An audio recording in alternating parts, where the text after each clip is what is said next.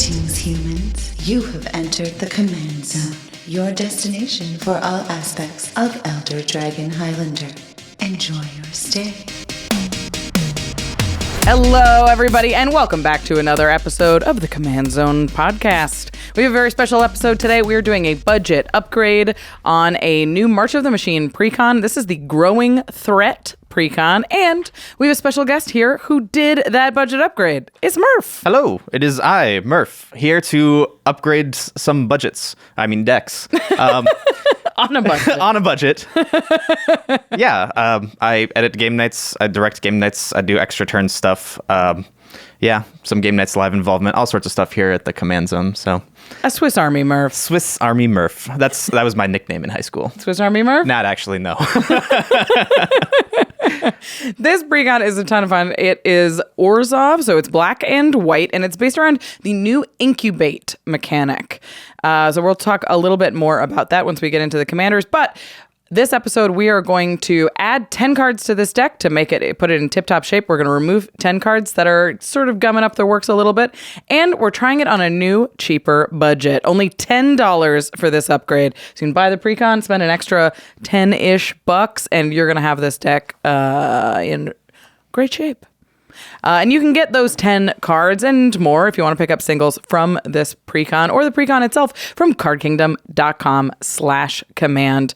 Card Kingdom is the best place to go to get a ton of product all in one place. They have a great inventory of all the singles that you want in the condition, in the printing that you want. I know Commander players are very specific about their deck. They want to keep it under a tight budget or want to have exactly the printing you want, and Card Kingdom has exactly the selection that you need to do that. Plus, it shows up in one tidy package on your door. You're not tracking 100 different shipments and being like, where did I ever get that swamp? I feel like I'm short a swamp. Did I lose it?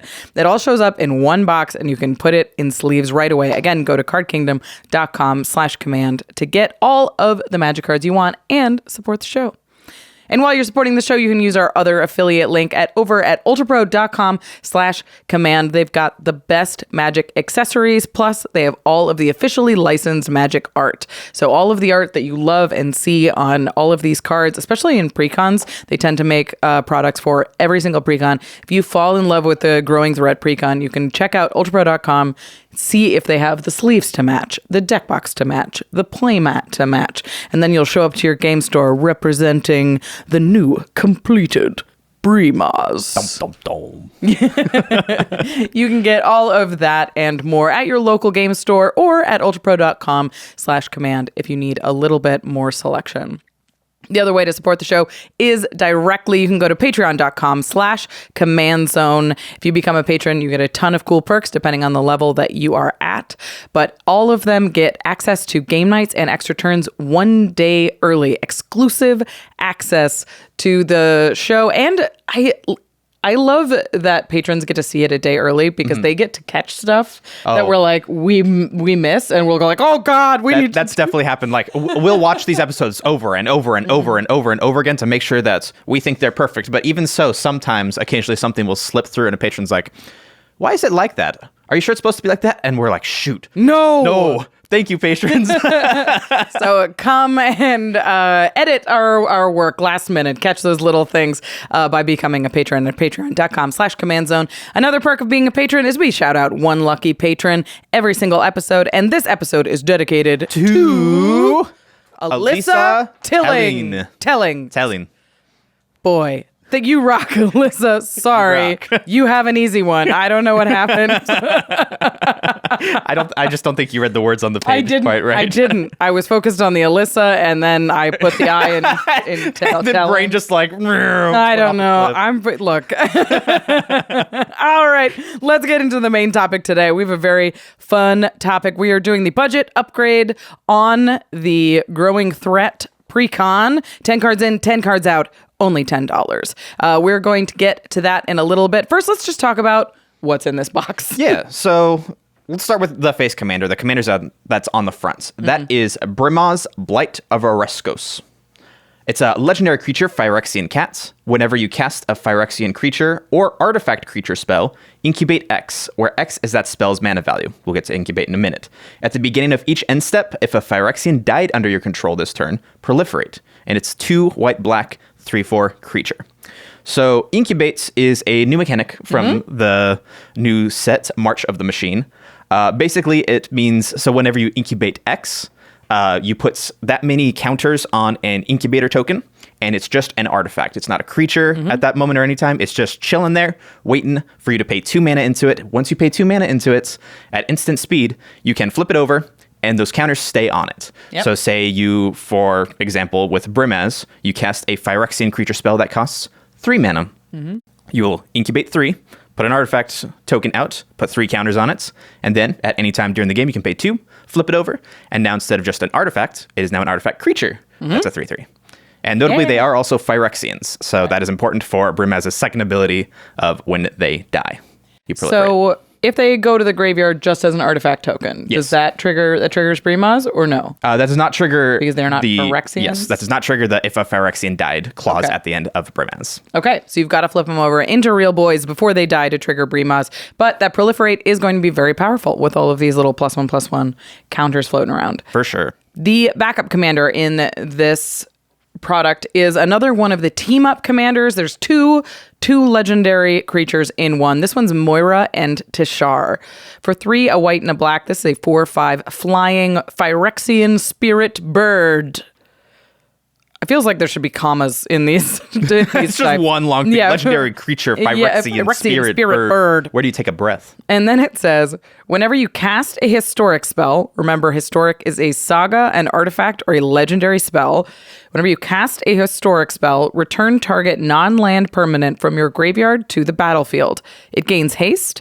Exile it at the beginning of the next end step. If it would leave the battlefield, exile it instead of putting it anywhere else. Yep. Pretty fun. Pretty cool ability. I like how fair it is and that you can't abuse things over and over again. You cast a historic spell, you get something back, you get to use it for the turn, and then it's just gone forever, and you have to figure out new ways to get new things into the graveyard, and then cast more historic spells, rinse and repeat. But overall, pretty cool card. I like it a lot. Very different from Brimaz. Yeah.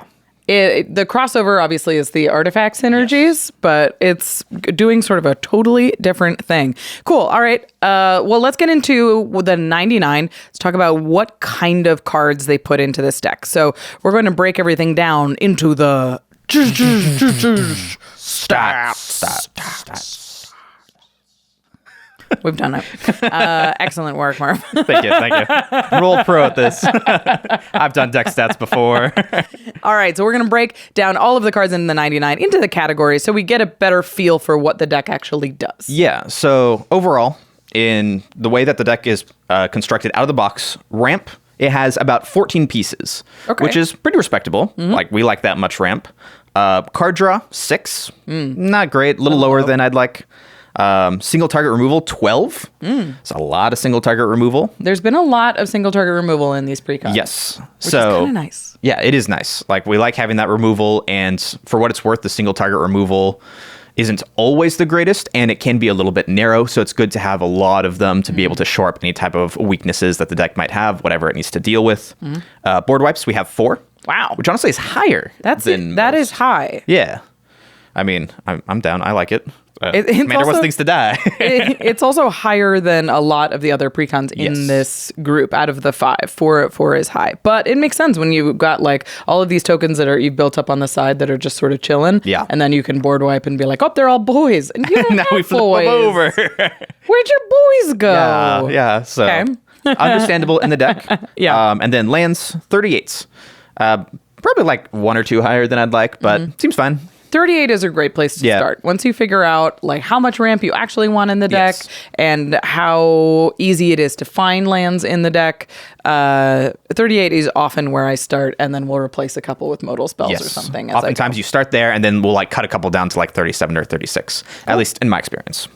All right, we're going to talk about the more specific deck stats, so about like what the cards do as in relation to Brimaz and Moira and Teshar. Yeah, so Brimaz cares about Phyrexian creatures and artifact creatures both being cast. Right. So of the Phyrexian and artifact creatures in the deck, there's 26. Plenty. which is a lot. So That's about right. That's good. We often talk about how 25 is what you want to hit if your deck is built around something happening. Yes. So that's probably between 25 and 30 is exactly where you want to be. And so 26 is exactly in that ballpark. So right on target. Good to see. Next up, creature tokens. We have 8 things that make creature tokens. Many of them that make Phyrexian creature tokens. Phyrexian creature tokens, which does matter for the second ability for Brimaz. Obviously, doesn't always count for the first ability because you have to cast things. But yeah, lots of creature tokens. Recursion. We have 8 pieces of recursion, which is a little higher than I expected, considering it feels like you want to be sacrificing tokens. Right. A lot. It's not a ton of reanimator stuff. Yeah. I guess if you're building more around Moira and Teshar, that much recursion makes sense for the plan. Yeah, for sure. But yeah, Brimaz is a little less worried about the graveyard. Yeah. But white-black, you just will probably have some recursion in those colors no matter what. Anyway, so not surprising to see. Hard to avoid it. Yeah. And then things that deal with counters, outside of the incubate tokens, only 3.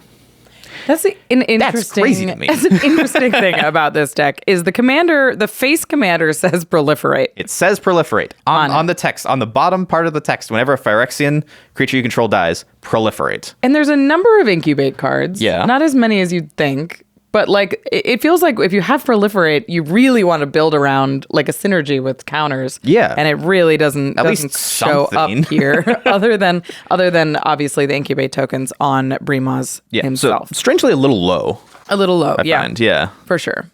So a lot of the times when we pick up these precons, they give you these 2 options for the commander of the deck. You could either play with Brimaz, Blight, or Oreskos, the face commander, or you could switch out Moira and Teshar if you'd like. But often the deck sort of suggests one commander over the other, or one commander is sort of baldly more powerful than the other. Is that the case with this one? Which commander would you put in the command zone? It's a little bit tricky because both of the commanders are reasonably complicated. Like Brimaz says, it wants artifact creatures, it wants Phyrexians, it wants things to die, it wants things that deal with counters. Like there's so much crossover synergy that has to be built into the deck for this thing to work.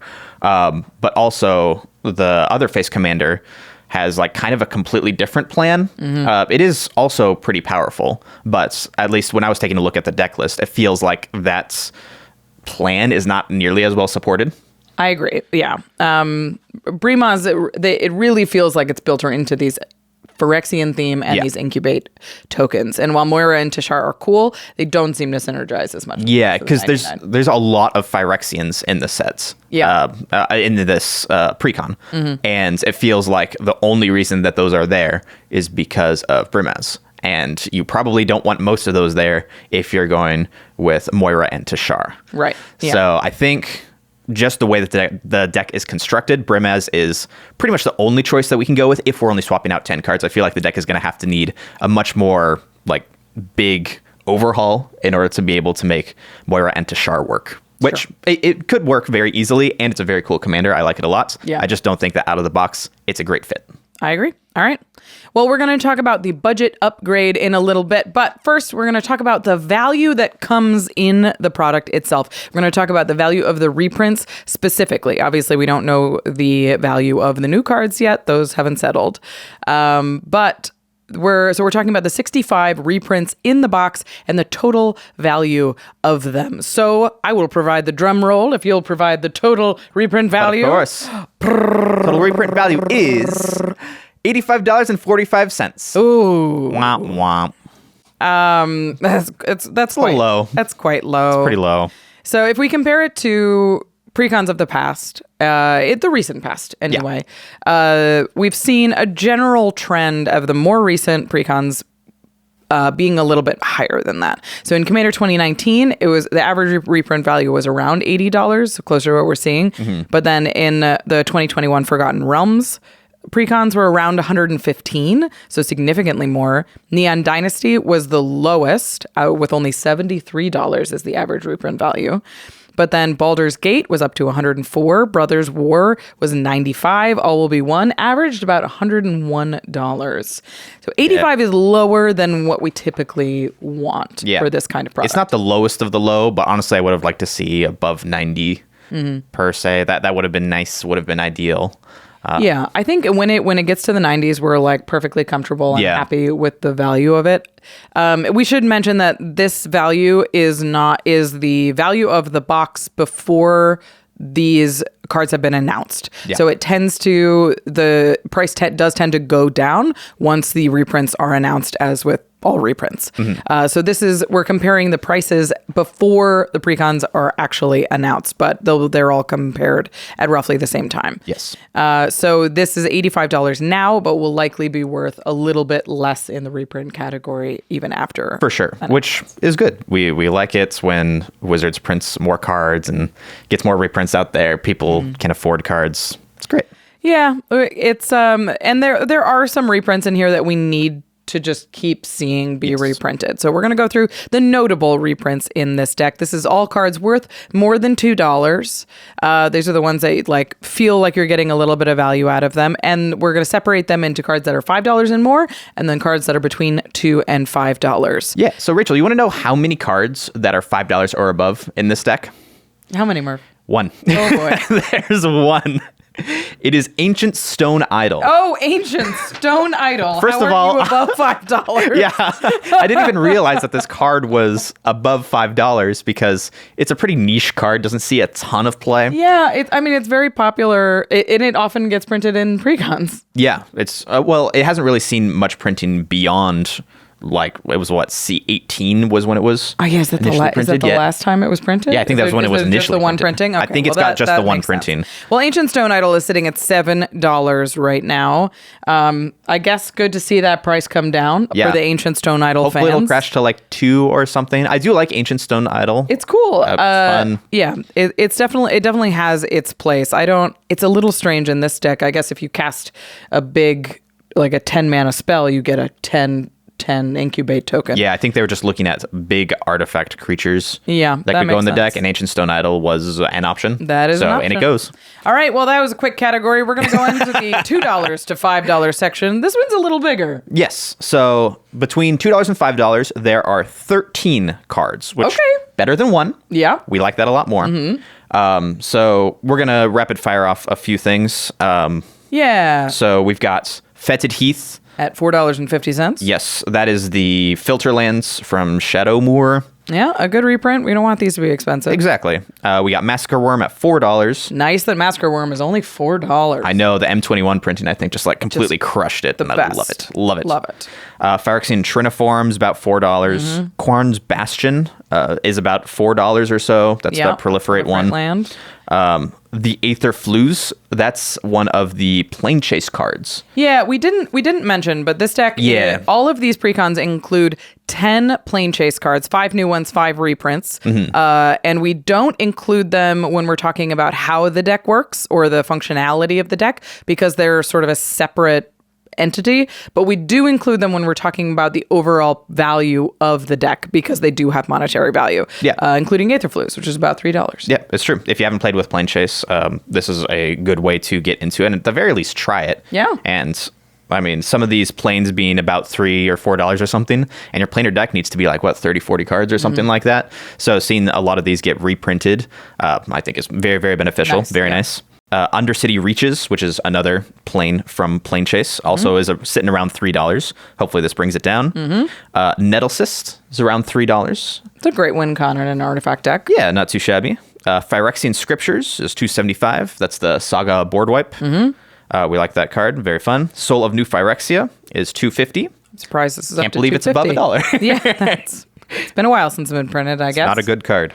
Night's Whisper is $2.50. That's a great one. We love seeing lots of Night's Whisper. Bring it down. Great in most commander decks that run black. This is the kind of reprint that we really just need to see regularly to keep that price around $2.50 because it shows up in so many decks. It's like your Swords to Plowshares, Path to Exile, Night's Whisper is in that category. Just print it into the ground, make it $1, $1.50. Make sure that every deck can have access to it. Mm-hmm. Makes deck building a heck of a lot easier. Yep. Panopticon. Another plane, also sitting around $2.25. So good to see that reprinted.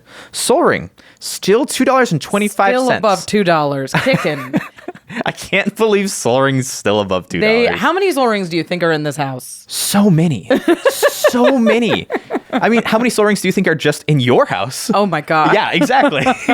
Like every Commander player has so many Soul Rings and yet still holds that price, goes in almost every deck. Yep, so good to see it once again. Yeah. And then Phyrexian Delver is about $2. That's the 5-mana reanimated creature. I like Phyrexian Delver a lot. It's nice to see it show up in a Precon. But yeah, $2. So there's 13 cards between $2 and $5. 3 of them are plain chase cards, which is a little disappointing. Obviously, the $85 overall value is a little frustrating. Yeah, I think the $2 to $5 value is pretty good, but yeah, the stuff above $5, I would have liked to see 1 or 2 more. It's always nice to have one. Give us like one card that's $15. Yeah. Just something one that's above solid, 10 to be like, oh yeah, of course that needed a reprint. Thank you, Commander deck, for reprinting this. Nothing ridiculous. We're not asking for a lot. Ancient Stone Idol. Bring that price down. Please. All right. So I want to talk about the best cards in the deck as is right now. Yes. So we're going to talk about like the cards that if they're in your hand, you're like, the deck is kicking. I got everything I need to make sure that the engine's turning. Yeah. So the All-Stars when I was playtesting the deck was first up, Filigree Vector. A new card. 3 and a whites, artifact creature, Phyrexian Construct. When it enters the battlefield, put a +1/+1 counter on each of any number of target creatures and a charge counter of each of any number of target artifacts. And you can pay 1 and tap to sacrifice another creature. Proliferate. It is only a 1/1. It's a 4-mana 1/1, but it is a 4-mana 1/1 that does a lot. Does, and it really meshes with Brimaz's counter synergy. It's one of the few cards in the deck that does. Yeah, if you are running Brimaz as the commander, this card basically just has to be in there. Yeah. Like there ain't no way you're cutting this card because it is now putting 1/1 counters on your entire board, whether they be the incubate tokens, regular Phyrexian creatures, whatever that might be. Right. They get 1/1 counters, and then you can start proliferating those counters.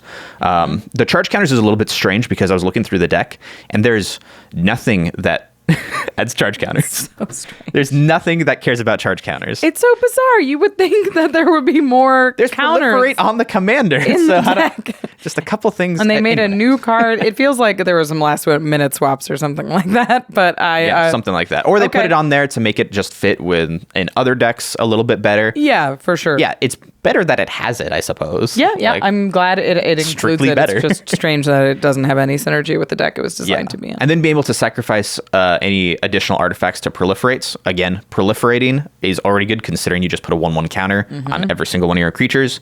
And you can sacrifice any incubate tokens that have not been flipped over, any like low something that has like not too many counters on it, so you can just like start sacrificing those, and then start getting the counters going up really fast. You really want sack outlets in the deck if you've got Brimaz and the command zone, so this card does it all. Yeah, because again with Brimaz, it's an end step trigger on each person's end step in order to proliferate, and it's a little bit strange and a little bit awkward if you can't do that at instant speed. So being able to have a thing die on your turn and then have a sack outlets to have something die on somebody else's turn can just help you maximize that value. For sure. Plus, it proliferates, so then you proliferate twice. Ooh, it's so good. Love this card. Yeah, so complete all-star. Yep. Next one is Darksteel Splicer. Ooh. This one's more expensive. Big Splicer. 6 and a white for a 1/1. I love these expensive 1/1s. 7-mana 1/1. We love a Splicer. We love them. It's a creature Phyrexian artifact. Whenever it or another non-token Phyrexian enters the battlefield under your control, create X 3/3 Phyrexian Golem artifact creature tokens, where X is the number of opponents you have. And golems you control have indestructible. This is crazy. I mean, it's 7 mana. It better be. Yeah. But whenever it or another Phyrexian, non-token Phyrexian, enters the battlefield, you make up to 3 golems? Yeah, so base level, when this thing comes in, assuming no one's died yet, you get 3 3/3 golems. 4 bodies for 7 mana. Yeah, 4 bodies for 7 3 mana. of them are indestructible. Yeah. Also, they are artifacts, very easy to sacrifice. Like, the deck just loves having artifacts. And then whenever you cast another Phyrexian, then you do it again. It's crazy. And it's not a once per turn. You just keep casting Phyrexians, keep making tons of golems. Like, this thing gets out of hand real fast. And there are a ton of Phyrexians in this deck. Yes, this is a very real finisher in this deck, just because of the sheer amount of Phyrexians and like artifact synergies that just exist in it. Yeah. So I love this card. It's Cool. really good. I am excited to see the rest of the synergies in the deck. We are going to get into the budget upgrade guide very soon, but first we're going to hear a few words from our sponsors. Don't go away.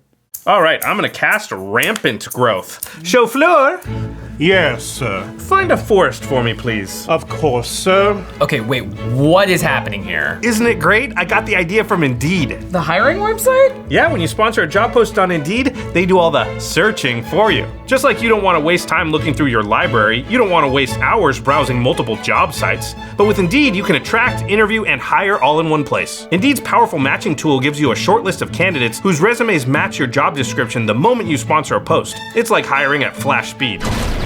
Plus, they've got other tools like assessments and virtual interviews to optimize the process from start to finish. Your forest, sir. Oh, thank you. Jordan, if he's making you do this against your will, you can tell us. I just like the word chauffeur. Okay, you do you.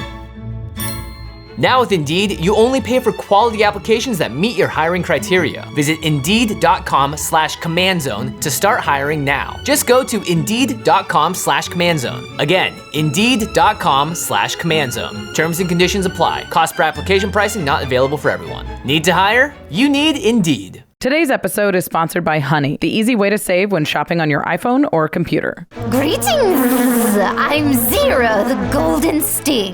How did I rise to the top of Hive Society? I simply use Honey whenever I shop online. And not just because I'm a bee. You see, Honey finds sweet deals on things I was already going to buy. I call that a freebie. The internet is buzzing with coupons, but I cannot be bothered to find them. So I let Honey do the drone work. All I do is click apply coupons on checkout.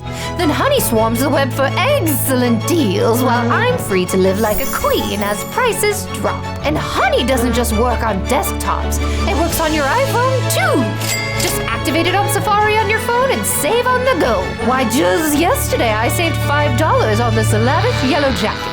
That's money I can spend on my precious son, Beador. Buzz off! Beador, language! If you don't already have Honey, you could be straight up missing out. And by getting it, you'll be doing yourself a solid and supporting this show. Get PayPal Honey for free at joinhoney.com/CommandZone. That's joinhoney.com/CommandZone. The Eldrazi are ravaging Zendikar! Chandra, Flamecaller, call forth your flames! No can do, Gideon. But the Eldrazi! I called my flames 3 times this month, and my phone bill is crazy high. Plus, inflation's burning through my bank account, so... My Pyro Paisan, you must switch to Mint Mobile. They offer premium wireless service for only $15 a month. Whoa, are they having a fire sale? Not at all, my incandescent comrade. By going online only, Mint Mobile eliminates the cost of retail and passes the savings on to us. With unlimited talk and text on the nation's largest 5G network, I call my allies every day to let them know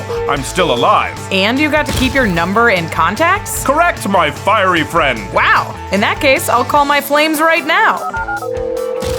Oh, hey, Flames. Yeah, can you toast this noodly fool? Thanks. To get your new wireless plan for $15 a month and get the plan shipped to your door for free, go to mintmobile.com/command. That's mintmobile.com/command. Cut your wireless bill to $15 a month at mintmobile.com/command. Welcome back. We're talking about the growing threat Precon from March of the Machine. It's the white-black incubate tokens Precon. And we are going to get into the meat and potatoes. We're going to add 10 cards to this deck to get it in tip-top shape, and we're only going to spend $10 to do it. So 10 cards in, $10, and then we'll tell you the 10 cards that should come out of the deck just to keep that synergy as tight as possible. Yeah. And Murph did this upgrade, so I am excited to hear about what cards are going into this deck. Yeah. So the deck just kind of plays out of the box a little bit clunky. Yeah. The commander wants you to do a lot. Yeah.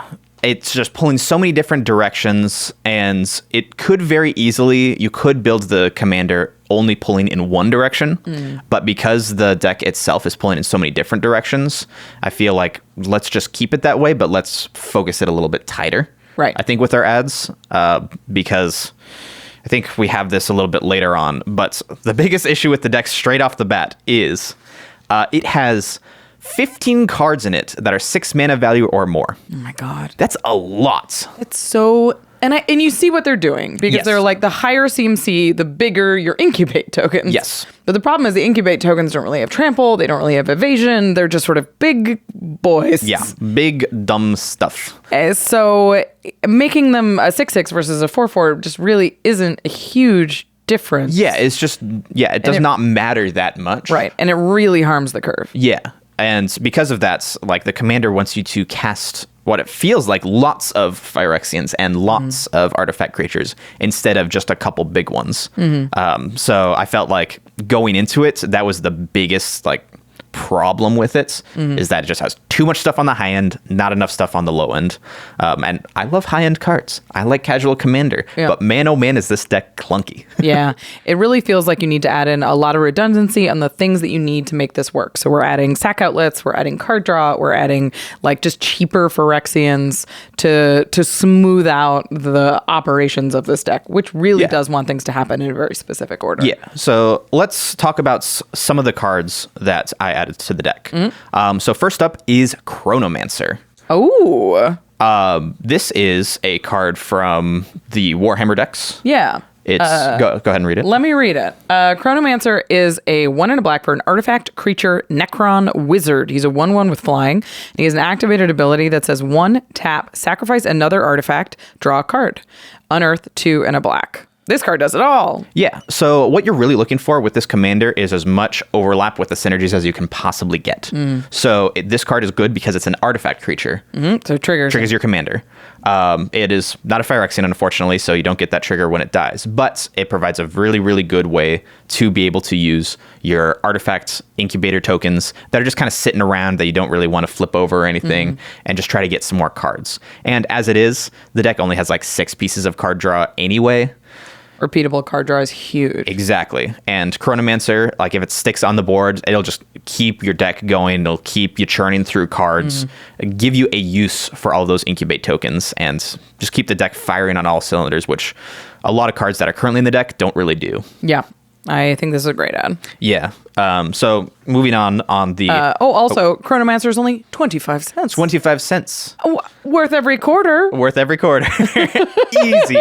You could get a foil if you really wanted to splurge. But we're doing hyper budgets today. Yeah, I love it. Next up, we're also still looking for more sacrifice outlets. This one is a little bit of a different flavor. This one is Spawning Pit. Yeah, this is a 2-mana artifact that says sacrifice a creature, put a charge counter on Spawning Pit. Oh, pleased to put Ding, those ding, ding, charge ding, ding, ding, counters. charge counters. Look at you. Yeah. And then it says 1, remove 2 charge counters from Spawning Pit, put a 2/2 colorless spawn artifact creature token onto the battlefield. Yeah, so as mentioned earlier, you do want like ways to be able to sacrifice your creatures so that those Phyrexians can die. So if you sacrifice a creature on your turn and then on an opponent's turn and the next opponent's turn, you're making sure that you're maximizing those proliferate triggers if that is what you really need. And Spawning Pit is really self-fulfilling in that regard because when a creature dies that you have sacrificed to the Spawning Pit, you put a charge counter on it. Then you go to end step, proliferate that charge counter. And so then you can remove both of those charge counters, get a 2/2 artifact. Again, unfortunately, not a Phyrexian, but your deck does care about artifacts, and just having lots of tokens on the battlefield is very, very, very helpful. Yeah, Spawning Pit is great. It's a very powerful card. It's also going to be one of the best sack outlets in the deck because it doesn't tap. You can sacrifice on each turn and get those proliferate triggers as many times as possible. Plus, it's only $2.50. And this is one of those things where it would be very easy to say, well, what if I just tried to put an Astronaut's Altar in this slot? What if I just tried to put a Phyrexian Altar in the slot, Altar of Dementia? Yeah. I think it's very, very important that when you're building your deck, that you try to find the things that have as much overlap as possible with what your deck is trying to do. This gives you counters. It gives you artifact creatures. It gives you a free sack outlet. That is a huge list. Yeah. And while Astronaut's Altar is probably good because you can use the 2 mana to flip your spawns over. Yes. Spawning Pit has a ton of synergy. Flip your Phyrexians over, excuse me. Yep. Spawning Pit has a ton of synergy and you can save yourself like $5-6. Exactly. All right. Next up, another sack outlet. Costly Plunder. It's 1 in a black instant. As an additional cost to cast it, sacrifice either an artifact or a creature, and you draw 2 cards. Nice. Now, this is basically just a worse Deadly Dispute. I understand that.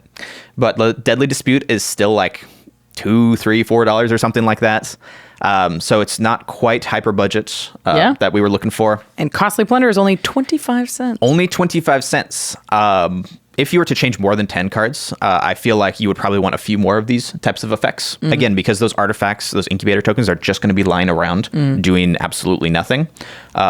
It keeps the card flow coming, and you can leave up 2 mana, presenting that you're going to flip an incubate token, but instead just sacrifice an incubate token with this card. So then you can stave off any sort of attackers, don't actually have any creatures on the board, and then sacrifice, get some value. So I really, really like this card in the deck. Threatening to chump is so strong where you're like, you just don't, and people are like, if you're going to chump, then I'll just send it somewhere else. Yeah. It's like having a weird ghostly prison where you're like, I have a 1/1 and I don't care about him. Yeah, the deck is probably just going to want to leave 2 mana up once you start to have a couple of those incubator tokens out on the battlefields. So then you can start doing tricky things. Yeah. It's like a morph deck where you're like, all right, I have a couple morphs out there. I'm just going to leave some mana up, and then nobody wants to attack into you. Yeah. So I like this idea, especially if you're proliferating that many times. They have no idea how big it's going to be. Exactly. So having a couple of instant speed 2 mana or 1 mana things is going to go a long way because it makes sure you're always using your mana efficiently. yeah, once again, just does everything that the deck really wants to. All right. The next section, we're adding some ramp to help get this curve sorted out. Yeah, so the deck really wants, first of all, lots of 2 mana ramp because the commander is a 4 mana commander. When you have a 4 mana commander, you really don't want your ramp to be on 3. You want it to be on 2 so that you can get your commander out on turn 3. Right. So there's a few things in here that will hopefully allow you to get there. First up, Scholar of New Horizons. I love this card. I love this card. So this is a 2 mana creature. It enters the battlefield with a 1/1 counter on it. It's a 1/1. You can tap, remove a counter from a permanent you control, any permanents. Search your library for a plains card and reveal it. If an opponent controls more lands than you, you may put it onto the battlefield tapped. If you don't, just put it into your hand instead. This is great. Yes. This card does everything you want it to do. Yeah, because it has a 1/1 counter on it already. So worst comes to worst, you have nothing on the board. You can at the very least go get a plains with it. But what's more likely to happen is that, again, you're going to have some incubator tokens just lying around with 2-3 counters on them, and you don't really want to pay 2 mana to flip the 3/3. It doesn't help you that much.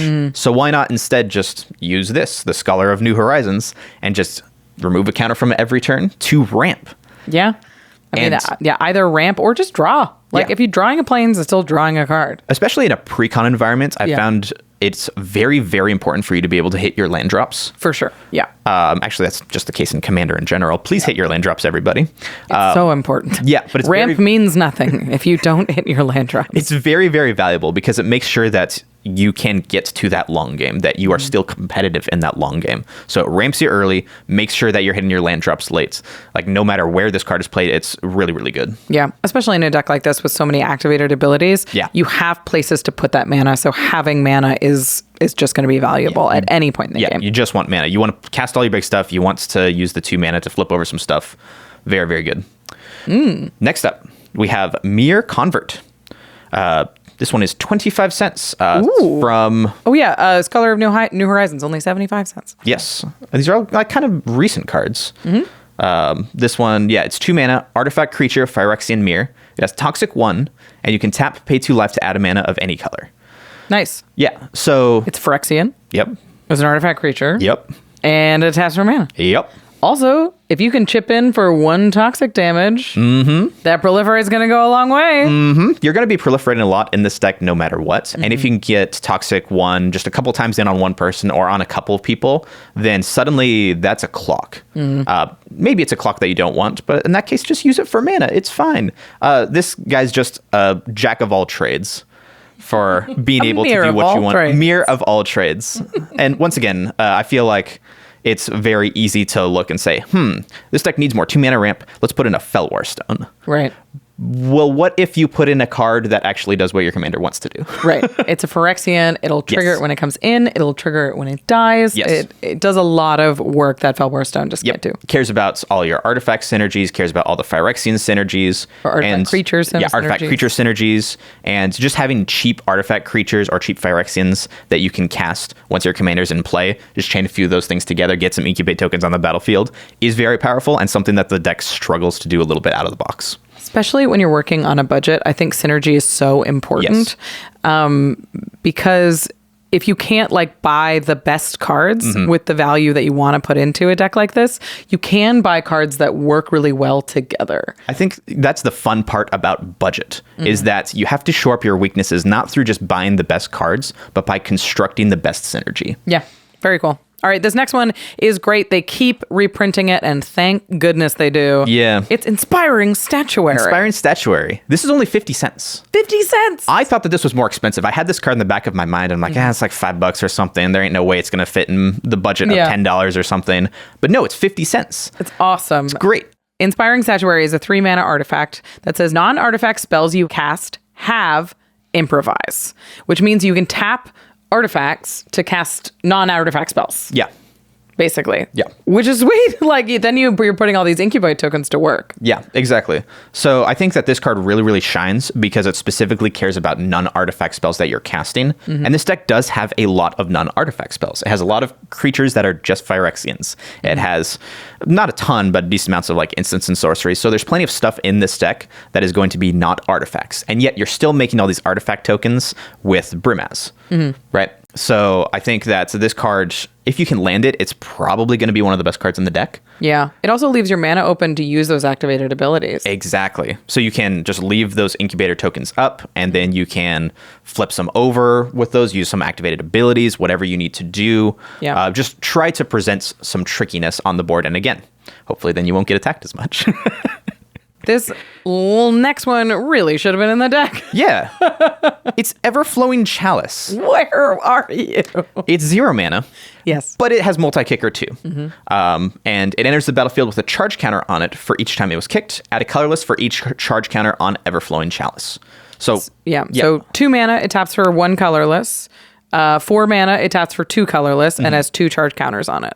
But if you keep proliferating those charge counters, it taps for more and more and more mana every turn. Yeah. So oftentimes Everflowing Chalice is played with just 1 charge counter on it, especially if it's early. Yeah. And then it's just a 2 mana rock, taps for 1, and that's great. That's definitely playable. And again, being able to get your commander out on turn 3 is very, very, very helpful in this deck. Yeah. But yeah, being able to proliferate those charge counters actually give you something to do with that proliferation.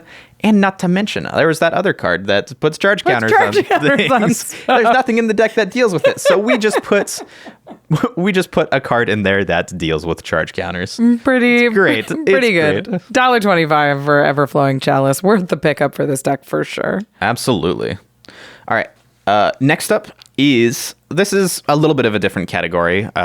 Those were mostly just like kind of ramp cards because we need to fill out the ramp. Now this is where we get to the fun stuff. Yeah. Fun stuff. The Phyrexian. The Funrexians. Funrexians. Known for how fun they are. The Phyrexians. Yeah. Yeah, so there's a little Phyrexian fodder. Yeah. Little Phyrexians. Yeah, so first up is an interesting one. It's Phyrexian Walker. It is a 0 mana, 0/3 artifact creature, but it's a Phyrexian. Interesting. Yeah. So you make an incubate token, but it has no counters on it. Correct. So you this do make the token. Yeah, so the incubate token definitely does not want to be flipped over because it'll immediately die. Yep. That being said, we've already talked about many, many different ways that you can use those artifact Sack tokens. artifacts. Tap it for mana. Exactly. Yes. So being able to have this, that is a Phyrexian and an artifact, because again, when this thing dies, it will trigger your commander and you can proliferate. So it does everything that you want for absolutely no mana. Yeah. And very slick. Yeah, it's also very good, and because I was looking through the deck, and Scrap Trawler's in this deck.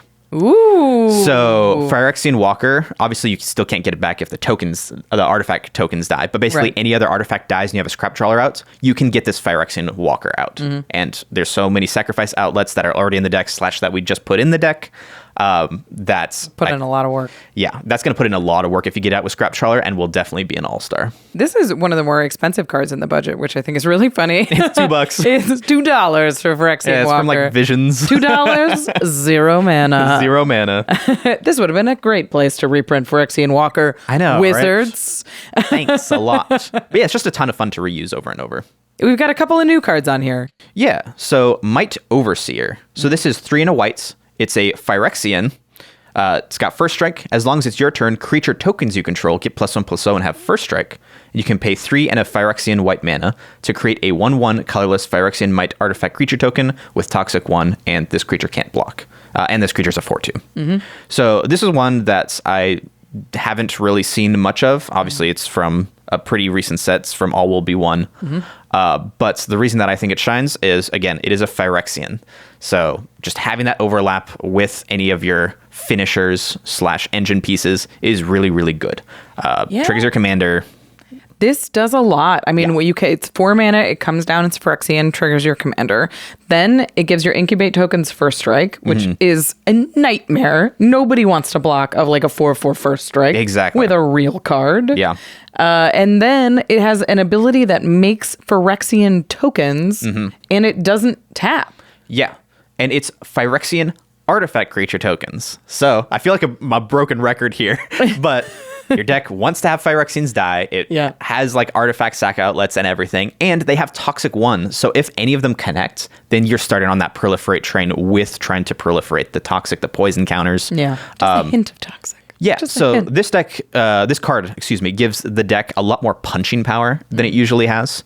And I think the deck is wanting for a little bit of that, so I really like this as an include. I like this a lot. This next one is a good include as well. Yeah, so it's Annex Sentry. Annex? Annex, yeah. Annex. Yeah, Annex. I think you're right, yeah. ANNEX Sentry. 2 and a white for an artifact creature, Phyrexian Cleric.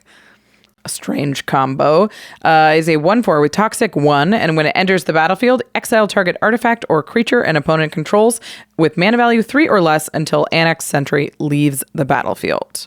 Yeah, so once again, artifact Phyrexian, but it's also removal, which is very important. There's some removal in this deck, a decent amount of targeted removal, but I just really like the value that this one adds. It might not be the greatest card in most decks, but I think just being a cheap Phyrexian and an artifact that can remove something, even if temporarily, is really, really powerful. Heck, even just getting rid of somebody's Soul Ring for the first few turns so they don't overdevelop really, really fast. That's not nothing. A great use of this card, I think. And I think everybody's like, well, they get it back when it leaves the battlefield. It's like, that's okay if you hit it early or if you hit it at the right moments. Like getting rid of like a Soul Ring early game is extremely important. Getting rid of Mana Dorks, like these early ramp pieces that can explode somebody out of the gate, or even just like a Sword of the Animist or a Shadow Spear at the wrong time, where it's like, you can't gain all that life. I'm just going to clip Shadow Spear for a couple of attacks. Yeah, get rid of that sort of Feast and Famine. Yeah, it goes a long way, even if it's just for a turn or two. Yeah. And again, it's got Toxic 1, so there's always the possibility of you just get a bit of chip damage in on somebody and you get the poison train going again. So once again, really, really like it. Just fits in with what the deck's trying to do quite a bit. These are some very fun ads, Murph, and they come in right under budget. It's $9.50 to get your deck a little bit more honed in. It's going to feel a little bit smoother, and you're not going to be fighting this curve in the box quite so much. Now, we are doing a tighter budget than normal, which means we don't have room for all of the cards. And we've got a couple of honorable mentions who either didn't fit into the budget or were just not quite worth the amount of the budget that they took up. Yeah. So first up is Mondrek, Glory Dominus. Ugh, this deck would die for a Mondrek. It is $35, so it's a bit of a splurge, but is great. Yeah, the only reason that I bring it up is because it is from the most recent set. Yeah. So it is a lot more likely that you just have this card lying around from a draft, from some boxes that you opened. And if you do have that, go ahead and throw it in here because it is absolutely ludicrous. You double the tokens. It's a Phyrexian. Oh, and it's so a sack outlet? It's a sack outlet. It's so good. Oh, it does everything the deck would want. Indestructible counter on. You could proliferate the indestructible counter. Go nuts. Yeah, deck doesn't absolutely need it in order to function, but it's a would be nice to have if you got it type of card. For sure. Next up is Resourceful Defense. This is the one that I was trying to get to fit. Tough. It's $7.50. Yeah, it's 2 and a white for an enchantment. Whenever a permanent you control leaves the battlefield, if it had counters on it, put those counters on target permanent you control. And you can pay 4 and a white to move any number of counters from one permanent to another. So yeah, it's like an Ozolith for non-creature permanents, Which basically. is exactly what this deck cares about. Right. Because most of your +1/+1 counters are just going to be stuck on those incubate tokens that you have not flipped over. Because 2 mana, it's a little bit of a steep investment. If you have 3 on the battlefield, that's 6 mana you got to invest just to flip them into creatures. But if you sacrifice them and they have a couple counters on them, you can put them on a creature, you can put them on another incubate token, you could put it on a flyer and then start proliferating there. Yeah. So if you're going slightly beyond the $10 budgets, if you're going to like 15, 20, this would definitely be what I would recommend fitting in the deck because it's very, very good. This next one is all the things your deck wants as well. It's Door of Destinies. It's a 4-mana artifact. As Door of Destinies enters the battlefield, choose a creature type. Phyrexian. Hint, hint, nudge, nudge. Whenever you cast a spell of the chosen type, Phyrexian, put a charge counter on Door of Destinies. Creatures you control of the chosen type get +1/+1 for each charge counter on Door of Destinies. Yeah, so this gives the deck a heck of a lot more punching power. Yeah. It's got that charge counter that can be proliferated. You are playing a lot of Phyrexians. It's an artifact itself, so you have a lot of artifact synergies. Exactly. So I think that this card, again, would probably make the list, but this one's even more expensive at like $18. $18. Been a long time since Door of Destiny. See, I would have really liked to see this in the deck. Like, this would have been a great reprint. A great reprint. It feels really good. It's been a long time. It's a nice tribal card. Clearly a tribal deck. Yeah. A shame that we didn't get Door of Destinies in here. Yeah, but it's been a while, but Door of Destinies, you'll have your day. Someday. That's someday. I don't, $18 is pretty steep for Door of Destinies. That reprint can't come any sooner. All right, well, we've added 10 cards to the deck, which means the hardest thing in deck building. It's time to take 10 cards out. Oh, this was easy. Easy. With this, cards are bad. With this sky-high curve, I imagine you went straight to the 5 and 6 drops. Yeah, so... Obviously, we left some 5 and 6 and up drops in there. Yeah, we're only taking 10 cards out. Yeah, but probably there were too many, and a lot of them were just not very good. Right. So the not very good ones just instantly cut. So first up, we have Soul of New Phyrexia. Yeah. It's a 6-mana 6/6 artifact creature. It's a Phyrexian. It's been eroded to Phyrexian now. You can pay 5 to give your permanents indestructible, or you can pay 5 and exile it from your graveyard to give your stuff indestructible. Holding up 5 is so much mana. And you're paying 6 mana for a 6/6 with Trample? That's just not good. It's just not the rate that we expect for creatures anymore. Even when like 5, it's 11 to cast this and hold up board protection. Back when the Souls came out, this wasn't even very good. Yeah, it's a steep price to pay even for Phyrexian. Yeah, let's cut it. It's out of here. This one's not a very expensive one as far as mana costs. It's Shimmer Mirror, 3 mana for an artifact creature mirror. It's got flash. You may cast artifact spells as though they had flash. This one, I think, just had to get the axe because your deck is split pretty half and half between just Phyrexian creatures and artifacts. If you were heavier an artifact deck, then I think Shimmer Mirror would definitely shine. I just don't think there's enough artifacts or justify having it in there. Yeah. So I think it's just got to go, and I don't believe it's Phyrexian either. So you're not getting that death trigger. Yeah, just really trying to make sure the deck is as focused as possible. Yeah. With this minor upgrade. Yeah. We just replaced it with better artifact creatures. Yeah, with the Mirror Convert. Yeah, Mirror Convert, like straight up better. It's just exactly what you want out of this deck. Yeah. All right, what's this next one? Next one is Psychosis Crawler. That's the 5 mana one, star, power and toughness each equal to the number of cards in your hand, and when you draw a card, each opponent loses a life. So I think they put this in just because it's an artifact creature and a Phyrexian. But we also did not have to look far to find other artifact creatures that were Phyrexians that were just better. That were a closer synergy. Like Psychosis Crawler sees plenty of play in Commander, but it's usually in decks that are drawing a ton of cards or wheeling a lot and can really take advantage of the damage that it does. And like we said, there's only 6 sources of card draw in this deck. Yeah. So it seems like a strange place for a Psychosis Crawler, even if it is a Phyrexian. Yeah, other than the types, I don't think that the text of this card does enough to justify its inclusion. Yeah. Like the one that we put in that was remove something that's 3 or less until it leaves the battlefield. Yeah, and just eccentric. feels the same role, and the text is actually relevant. Yeah. And it's cheaper. Yeah. And the 5 mana for a creature that doesn't really synergize. Yeah, is pretty a shame. meh. All right, this next one. He's holding up the budget of the deck. He's also a very weird. Get rid of him, interlude. Ancient Stone Idol. There you go.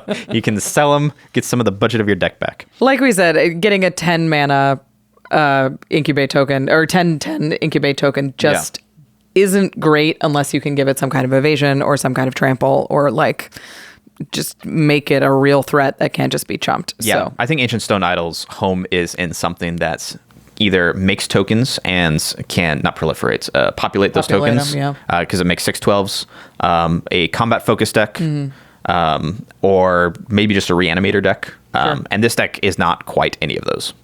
yeah, and we went more in a Phyrexian direction than an artifact direction, Yeah. which is how you could take Brimaz that way, but I don't even know if Ancient Stone Idol would make the cut there. Yeah, probably not. All right. This next one makes Phyrexian tokens. Yes, it's Scythe Claw. This was another one of the reprints that was, I think it was like $3 or something. And it's 5 mana for an equipment. It's got living weapons, so it'll make a 0/0 germ and attach itself to it. Equipped creature gets +1/+1, and whenever equipped creature deals combat damage to a player, that player loses half their life, rounded up. I mean, it is scary if you can connect with it. Yeah, I think the problem with this is that it just, once again, does not do enough that the deck wants. It does make that Phyrexian that can die, but it's 5 mana, and when you cast it, you don't even incubate. Because you need to cast an artifact creature or a Phyrexian it makes creature. a Phyrexian token. Yeah. It doesn't itself make the incubate token. It just kind of feels bad, and the deck is not very good at just getting small amounts of damage through it. It's not like trying to make stuff unblockable. Right. Scytheclaw is best when you can give it evasion, so you can give it flying or unblockable, or something like I run it in a Temet deck, which can give it unblockable. Yeah, I think the last printing was in the Rogues deck. Yeah, which And makes I think a that's lot more good home, yeah. sense for it, even if it does make, a Phyrexian germ, I suppose. Yeah, get it out of here. All right, next up, First Sphere Gargantua. I haven't seen this card in a while. It's a 4/black creature, Phyrexian horror, and when it enters the battlefield, you draw a card and lose a life. And it's got Unearth, 2 and a black. It's a 6 mana 5/4 that draws a card. Yeah, that's bad. I don't know if anybody's noticed, but that's bad. You do not want pretty to rough be running rate. these types of cards in Commander. I think they just put it in here because they wanted a little bit of card draw and a big Phyrexian. Yeah. I guess. There's another card in here that is 4/black that when it enters the battlefield, you draw 2 cards and lose 2 life. Right. And It's I a left, Phyrexian. and it's also a Phyrexian, and I left that in. I mean, draw 2 cards, make an incubate token for 5 mana, for 6 mana. Yeah. Is a little closer to like 6 mana, make a And- 6/6 yeah. almost creature, and draw a card. And because very replaceable. And because we left most of the reanimation in there, I think like that type of card ends up being fine. Like if you have that as a reanimation target, you're not upset about that. Right. Whereas this, I think you probably are. It feels very, very expensive Feels real in your bad. hand. And if you unearth it, you don't get the incubate token because Yeah. you didn't cast it. Yeah, an easy cut for sure. Expensive. Yeah. And then next up is Orzhov Locket. Why are they still putting lockets and things? Lockets are bad. Especially with a 4 mana commander, the 3 mana rock just doesn't help your curve at all. It's like 1 mana nothing, 2 mana nothing, 3 mana rock, 4 mana commander. Your commander costs 4 mana. Yeah. You and could cast it anyway if it was just a land. if you want to cash in for cards, it's 4 mana and tap. Again, like we left the commander sphere in here, but the cost of being able to cash that in for a card is very, very low. You can just sit on it until somebody board wipes or until you're just like, I just need to start digging for things. And you can cash that in. Whereas with this, 4 mana and tap, which is essentially 5 mana, is just really rough. Yeah, I think we've added enough card draw that we don't need to lock it in here anymore. Yeah. Next up is Shattered Angel. It's a 3 white angel, Phyrexian, flying. Whenever land enters the battlefield under opponent's control, you may gain 3 life. This Whatever. Is again another Phyrexian that the actual text of the Phyrexian doesn't really have any synergy with the deck other than just being a Phyrexian. Yeah, I think usually this goes in life gain decks. Yeah, I think that's what's the budget upgrade that we did here does the best, which is take out all the bad Phyrexians and put in good either artifact creatures or Phyrexians to compensate. Yeah, just synergistic Phyrexian. Much more synergistic, because this synergizes with absolutely nothing other than being a Phyrexian. Other than being a Phyrexian, yeah. This next one's a fun card, but a little strange in the deck, I think. Yeah, I felt a little bad about cutting this, because I do like this card. It's a lot of fun, but it goes in. It's Coveted Jewel. Yeah. This is a 6-mana artifact. When it enters the battlefield, you draw 3 cards.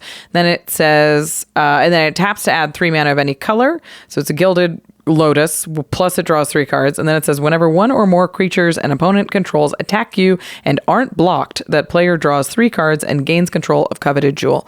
Untap it. Yeah.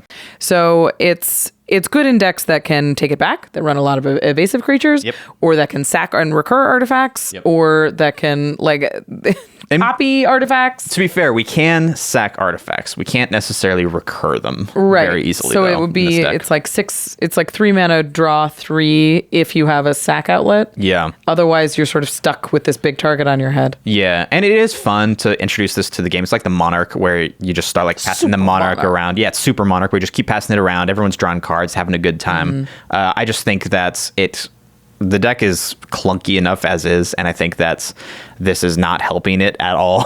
Yeah, ramping on turn 6 or ramping on turn 5 is a little slower. I think the deck just needs to be. Yeah, it just needs to be tight enough that you don't really have room for 4 fun cards like that, I don't think. Yeah, there's a lot that this deck wants to do. Yeah, for what it's worth, we didn't mention this earlier, but none of the removes were any of the cards that had to do with rolling the planar die. Yes. So if you want to not play Plane Chase, which I'd recommend Plane Chase, it's a lot of fun. You should probably play it. But if not, then maybe you keep in Coveted Jewel and take out one of those cards that have to do with the rolling the planar die. Right. There's a couple of mana rocks in there, I believe, that do it. Yeah. All right. We've got one final cut to help this curve out. It's Duplicant. Duplicant. It's an artifact creature. It's a shapeshifter, but it's not a Phyrexian. Not a Phyrexian.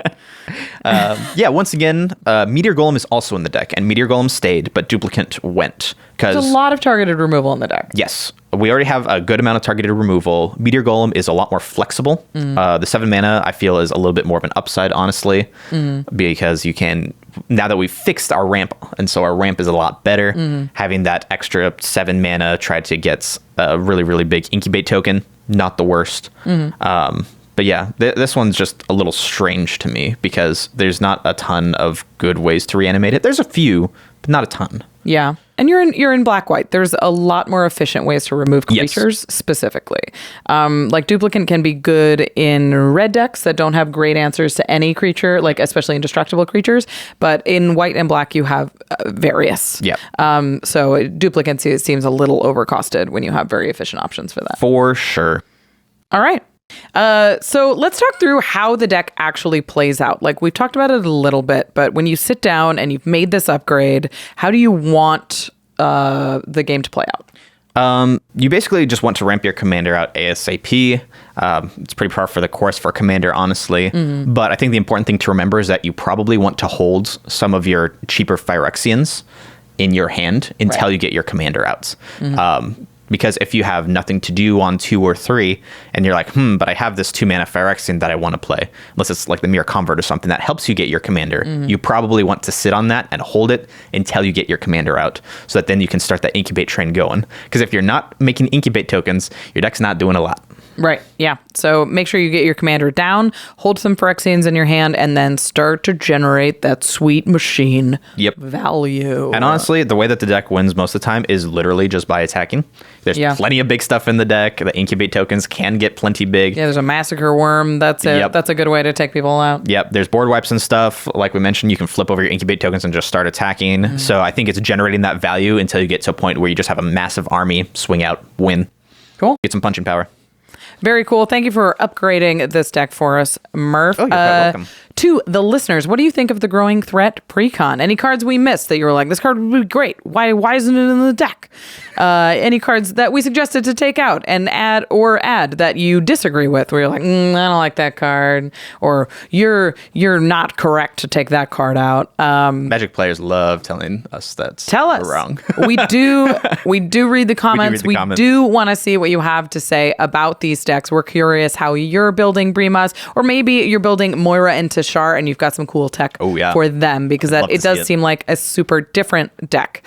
All right. If you're picking up some of the cards that we talked about today, or if you're picking up some cards for your new Moira and Teshar deck, go to cardkingdom.com/command for all of your Magic card needs or singles products. If you want to pick up the sealed Precons, there are 5 Precons from March of the Machine. They are all super different and very fun to play, doing completely different things. So make sure that you watch all of our budget upgrade videos and go to Card Kingdom to pick up those Precons, or get the singles if you're not interested in the Precon decks themselves. Card Kingdom will make sure they show up safely and in one package, and if they don't, they have a great customer service for you to get in contact with and get everything remedied. Make sure that you have the cards in the quality that you want and they show up on time and safely. cardkingdom.com/command. Plus, you should support the show. Then if you're using affiliate links, if you're going on a shopping spree, go to ultrapro.com/command to pick up all of your Magic accessories. So your deck boxes, your playmats, your sleeves, your card sorters, your binders, your dice. Like there's so many trinkets that come with this game, and ULTRAPRO makes the best quality ones. And they also have the licensing to make sure that you have all of the art that you want is represented on your battlefield. Make sure that you are signed up for the ULTRAPRO newsletter, because they will keep you up to date with all of the huge deals that they're regularly having on their website. And more importantly, you'll stay up to date on their Secret Lair drops. They've done a couple of waves of Secret Lair playmats, and they go so fast. And they look so cool. They're so cool. There was the Transformers double-sided playmats that were like, some of them were foily. Yep. And then I picked up the like Lisa Frank-esque binder rainbow ones. Ooh, I love that. They go so fast. So make sure you're going to ULTRAPRO, checking out what they have available, and making sure that your battlefield looks cool. Yeah. And powerful. And strong. And nice and pretty. ultrapro.com/command. All right, we are going to move to the end step and talk about something outside of the world of Magic. What have you been doing non-magically? All right. So, recently I was on Twitter, as one does in the Magic community. Yeah. And there's this picture going around that had a bunch of like controllers, and it was like, which one did you start on? Yeah. Or which one did you grow up with? Sure. And so I was looking through, and they have stuff from like Atari 2600 to like Genesis, GameCube, all the way up to like modern day stuff.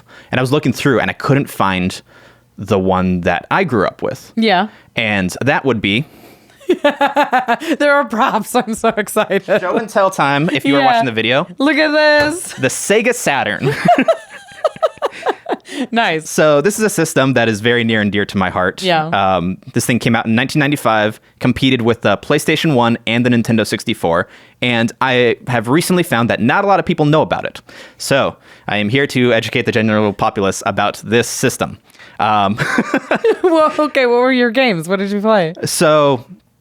this thing came out between the Genesis and the Dreamcast. Most people know about the Sega Genesis and the Sega Dreamcast, but a lot of people don't know that this thing existed like at all. Mm-hmm. The games that I love to play on this are...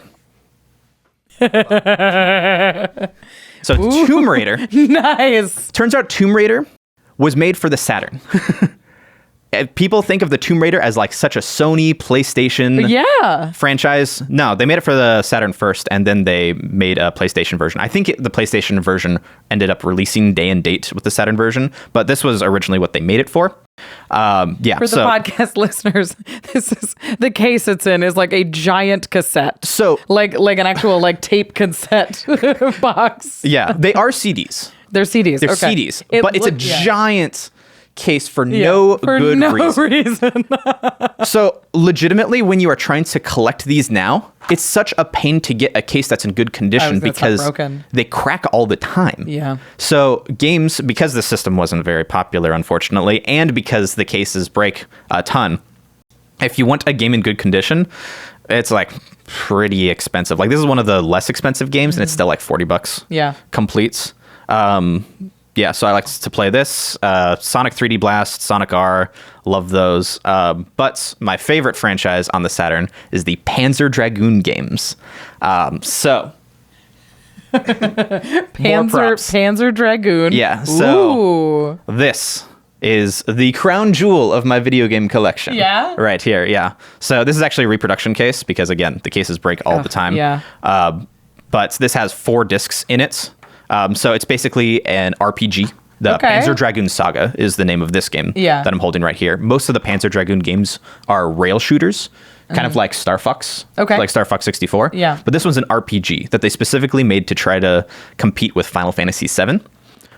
It worked. It did not work. It did not work. The game is very, very good. Yeah. But the problem is that the Saturn was basically already dead by the time this came out. Yeah. So they shipped like 10,000 copies of this game-ish, Yeah. 15,000, something like that in North America. So this game is very, very rare. And because it's got 4 discs in it, it's hard to find complete as well. For sure. Yeah. So yeah, I would say play this game, but It'll be hard to find. don't spend that much money on it, please. Just go emulate it. Go to Murph's house. Sure. If you're in the area, we'll have a great time. Be like, hey, I want to play some Panzer Dragoon. I'll be like, you're on. But yeah. Come play Panzer Dragoon at Murph's house for sure. Thanks for bringing the Sega Saturn. Oh, you're welcome. Oh, it's my baby. It's beautiful. We're going to move to the cleanup step and say thank you to the amazing team here at the Command Zone that makes all of the stuff we make possible. Thank you to Craig Blanchett, Damon Lentz, Arthur Meadowcroft, Lady Danger, Manson Lung, Jake Boss, Jordan Pridgeon, Sam Waldo, Gaurav Galati, Jamie Block, Mitch Trafford, Evan Limburger, Gabriel Poses, Megan Yip, Eric Lem, Josh Lee Kwai, and Jimmy Wong. Thank guys. Jimmy Wong. Thank you, Jimmy Wong. Thanks, Jimmy. We love you, Jimmy. Thanks for watching, everybody. There's going to be a bunch of budget videos coming out. Make sure that you catch them all. We'll see you next time. Bye.